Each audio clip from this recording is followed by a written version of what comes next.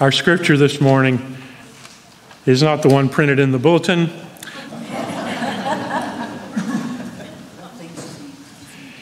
It's a parable that Jesus told. Jesus told the disciples a parable on the necessity of praying always and not losing heart. Once there was a judge in a certain city who feared no one, not even God. A woman in that city who had been widowed kept coming to the judge and saying, "Give me legal protection from my opponent." For a time the judge refused, but finally the judge thought, "I care little for God or people, but this woman won't leave me alone. I'd better give her the protection she seeks, or she'll keep coming and wear me out." Jesus said, "Listen to what this corrupt judge is saying. Won't God then do justice to the chosen who call out day and night? Will God delay long over them? I tell you, God will give them swift justice. But when the promised one comes, will faith be found anywhere on the earth?" Ancient words from our tradition for our present day understanding.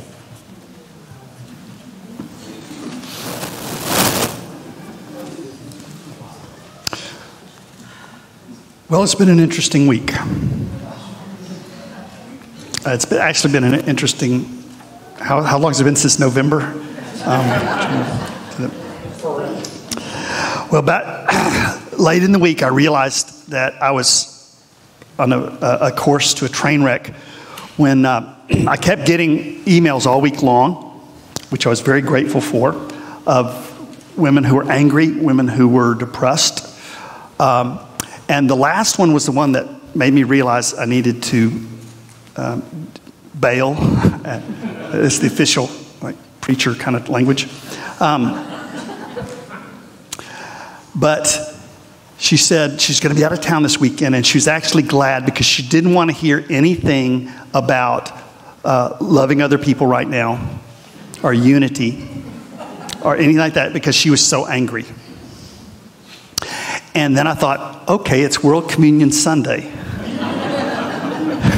That's not a good combination of things. Also, unfortunately, I don't know if you ever noticed this before, but I'm a guy. And you not notice that? Yeah, well, I'm not proud of it, but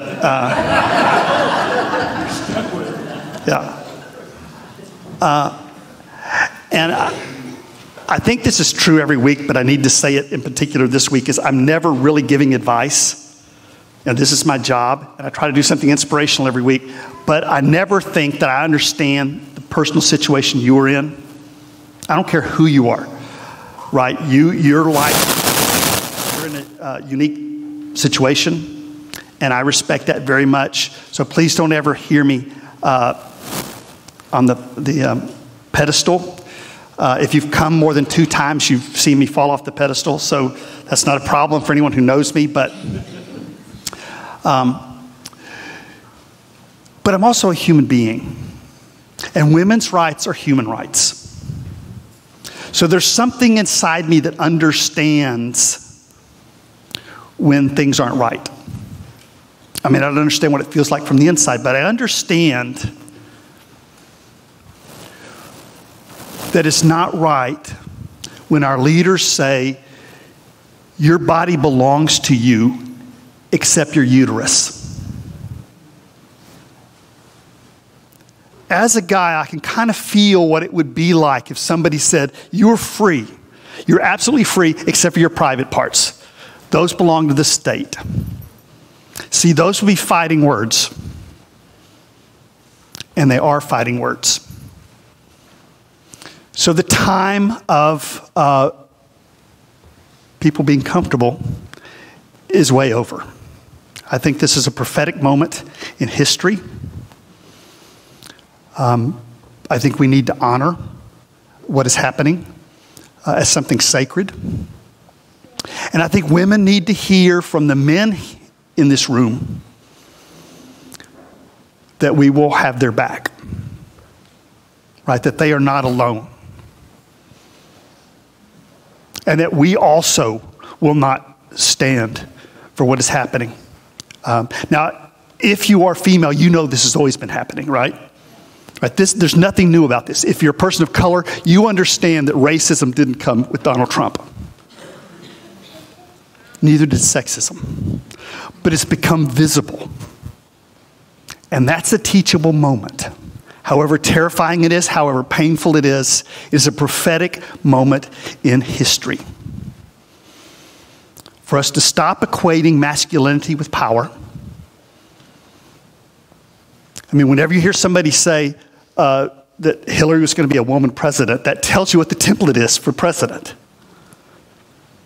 When you ever hear somebody say she's a woman minister, that tells you what the sexist template is. They've done polls with children, and almost universally, children think dinosaurs are all male. Which probably isn't true. And if it is, the LGBTQ community should grab that one real fast.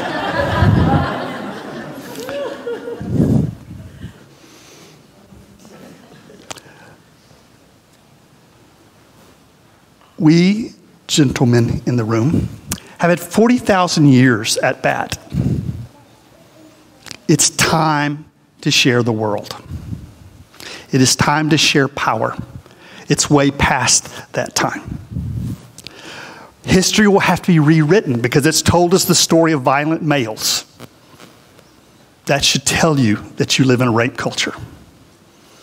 That when people talk about women being given the vote, that should tell you something. That the leash was lengthened, but in some people's mind, women aren't free. So there is a thunder underneath our feet, a prophetic thunder. And it challenges our ideas of justice and our ideas of peace. Because in this nation, we think of peace as not challenging the hierarchy. Right? So when there's a racial riot, after decades of abuse, of people of color being shot, that's not considered violence, but when people rise up against their misery, that's considered disturbing the peace. That has to change. When men cover for one another in this abusive system, in this patriarchy, so that men are basically unaccountable. And that's called peace. And a woman sticking her foot in an elevator is seen as something almost violent. That should tell you that it's time for not only a radical change, but a prophetic change. Today we're going to borrow the voice of one of the great prophets, I think, at least for us here in Texas, Molly Ivins. We are so fortunate here in Texas to have had the Steel Magnolias. Molly, Sarah Weddington's still here. These incredible prophetic women who were in the struggle decades ago, and can inspire us not to despair in our own time and place. Now, what Molly said was not always appropriate. Exhibit A.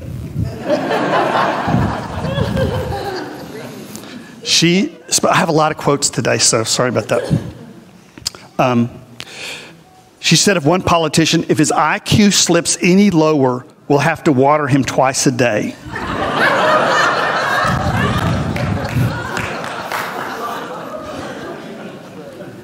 Now, even though that was probably true,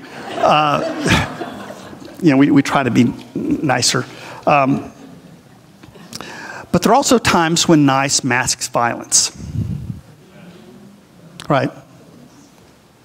And those days are over. Those days are over. Molly put into articulate speech what many suffering people were going through. She quoted Margaret Atwood. She said, the Canadian novelist once asked a group of women at a university why they felt threatened by men. The women said they were afraid of being beaten, raped, or killed by men. She then asked a group of men why they felt threatened by women. They said they were afraid the women would laugh at them. Now think about that level of fragility, where a powerful man's feelings are more important to some people than the lives of women. Because the question at stake in the Supreme Court selection was not whether or not Kavanaugh would go to jail or prison for what he had done. It's whether he could represent all of America. And the answer to that was no. But he was covered by the patriarchy. And the prophetic voice has to cry out against that. Jesus told the story to his church. Remember, the early church was not like, most of the people weren't Presbyterian. Let me put it like that. No fancy chairs. They were meeting in basements and caves because as people that had been enslaved, one of the charges against them was that they educated women, the sick, the disabled. That was the early church. And Jesus told them the story about a judge who wouldn't listen to this woman. And he said, if you want to know what prayer is like, it's like not giving up. It's like seeing your problem within the light of the larger connectedness of what that means to everyone else. When Anita Hill testified all those years ago, her voice was not wasted. She planted seeds. This week, the testimony, so powerful from women all over the country, that is not wasted. Here's how one survivor put it. You are not a victim for sharing your story. You are a survivor setting the world on fire with your truth. And you never know who needs your light, your warmth, your raging courage. We have to do something internally and realize that the true power, the sacred power, is not in the hands of the abusers, however that seems in our own time and place. There's a power in you that is stronger over time than anything they possibly know about. I already had too many quotes, and Lainey gave me another quote. And I politely took it, and there's no way I can squeeze in another quote, but then I looked at it, and it's great. So it's from Howard Zinn. Howard Zinn said, pessimism becomes a self-fulfilling prophecy. It reproduces itself by crippling our willingness to act. That should be cleaned up. PC there.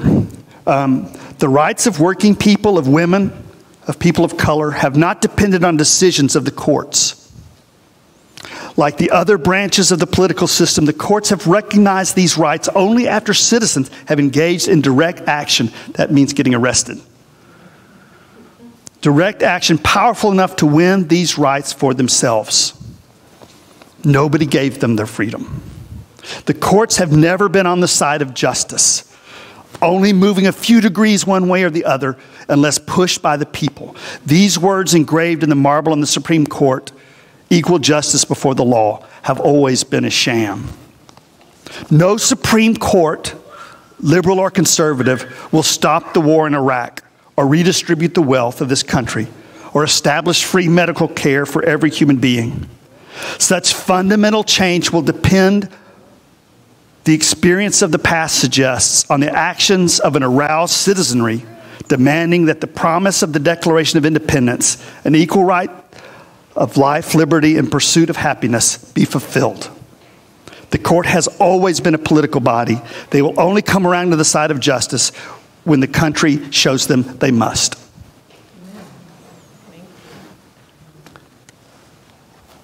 What we bring to the equation as people of faith is a prophetic vision that sees that what people are calling peace is not peace.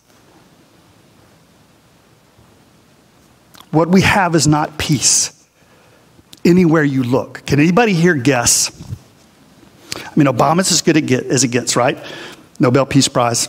Can anybody guess how many bombs Obama dropped his last year in office? I will. 26,171. That's 3 bombs an hour all around the clock for 365 days. And that we consider to be peace. This is an incredibly violent nation. And seeing that, visioning it, is very painful and frustrating and depressing, and it makes you angry. But that's the first word, not the last word. Because once we are honest about our situation, we begin to change. Our hearts begin to change. I'm telling you that women have known this. Anybody working in the sexual assault field can tell you that this has been a rape culture all along. But we're talking about it. That is very, very important to remember, even in our depression, even in our anger, that the door is ajar in our time to do radical transformation and change. I want to be nonpartisan, but I can't. If I was in Germany and somebody said, don't talk about what the Nazis are doing, because that would be partisan. I hope I couldn't do that. And to live in Texas, knowing that in the coming legislative cycle, that if there's an assault on women, what party will that come from?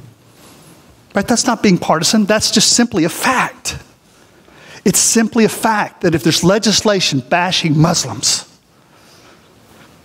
it's simply a fact that it will be coming from the Republican Party. If there's somebody taking rights away from people of color, it's a simple fact that that will come from the Republican Party.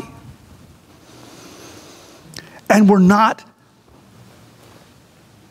honoring this table by pretending that unity comes from affirming the hierarchy of domination.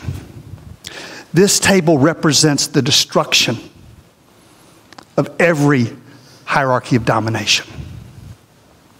And that's what gives you hope if you've been abused. That you're not defined by that. That you're actually bringing light and courage and change into the world through your courage. It is not bashing Republicans to be honest about what they're doing. It's not bashing Catholics to say that as long as women are not in control of their bodies, they will be beaten and abused. Right? If a culture teaches that women's bodies is communal property, what's going to happen? And time is up for that. Time is up for that worldview.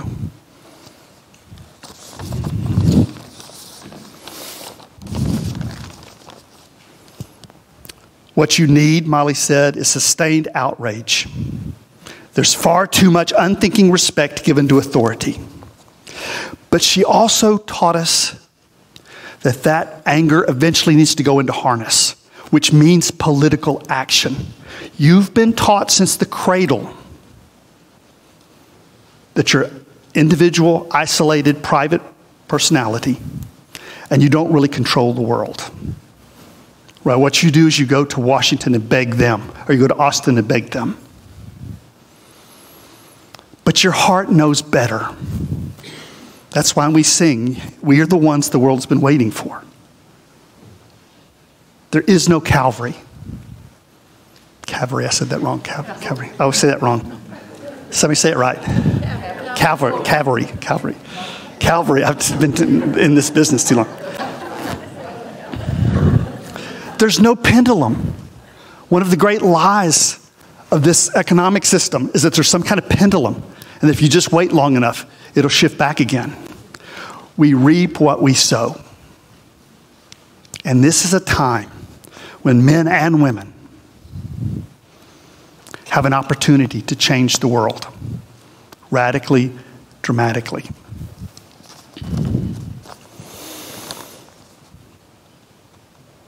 Politics is not a picture on a wall, Molly said, or a television sitcom that you can decide you just don't care much for. If you do not take responsibility for your civic life, for your political life, somebody else is going to be more than willing to do that for you.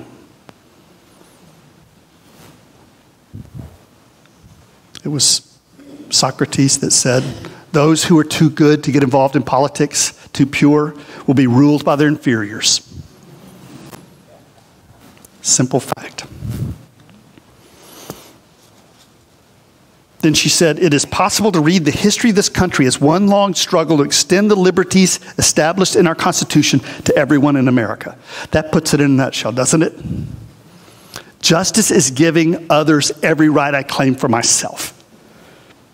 Everything else is demagoguery.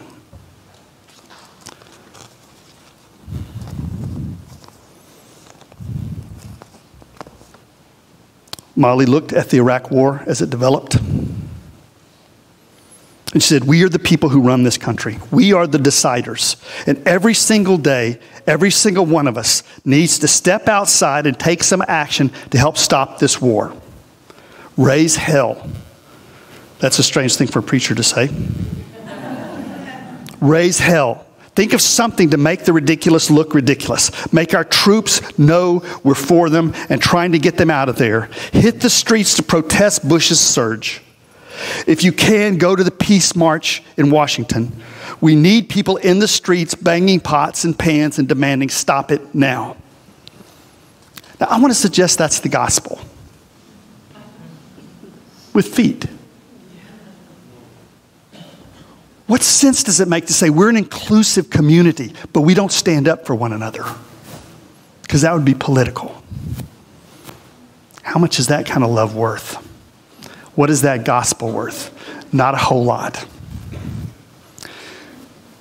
So I think it's incredibly understandable, and we wouldn't be human if we weren't depressed right now and have a level of anger we don't know what to do with. But that will not be the last word. Realize, in addition to the political struggle, there's a spiritual struggle in this nation. And if you take off all of the smoke and mirrors, that's what you see. There was a poll done by the UK Guardian, and they don't have a dog in the hunt. They're not prejudiced, at least on this side of the ocean. They said before the 2016 election, a survey asked Americans which came closest to their view. These are two different statements. Our lives are threatened by terrorists, criminals, and immigrants, and our priorities should be to protect ourselves. Our lives are threatened by terrorists, criminals, and immigrants, and our priorities should be to protect ourselves. That was one worldview. And the other worldview was, it's a big, beautiful world, mostly full of good people, and we must find a way to embrace each other and not allow ourselves to become isolated. Now, here's the thing in the survey that was illuminating. About 80% of Trump supporters chose the first statement, and about 80% of Clinton supporters chose the second. You are not partisan to say love should rule over fear. You are not partisan to say rape is wrong. That until this nation has 50-50 representation at least, it's injustice. But see, we've never been at this point before. Something is being born. There's a dawn that is here. After we heal, that's important to know. Anita Hill changed the world. It didn't seem that way at the time. But the hyena laughter of the time has dissipated, and her courage and integrity has remained. This will happen to all of the women's voices who call us to a new day.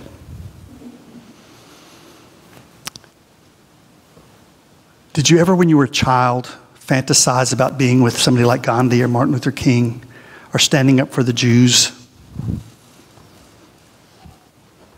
Well, the bad news, that wish came true for you. Because you are living in a historical moment that is incredibly painful, very frightening, but it also is an opportunity to change the world. This is what it felt like to march with Dr. King. This is what it felt like to be with the women who were laughed at and demeaned when they wanted women to get the vote or to get children out of mines. So don't let anyone demean your courage, your strength. And let me give the men here a chance to say that. How many of you are going to stand up for women?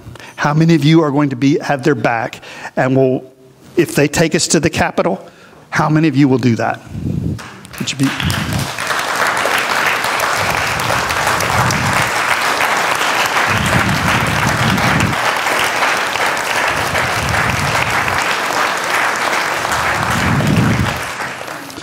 You are our mothers, you are our sisters, you are our daughters. This is what community is. This is an oasis where every person from any part of the human spectrum should feel safe and honored and loved. I want to close with one more little gem from Molly.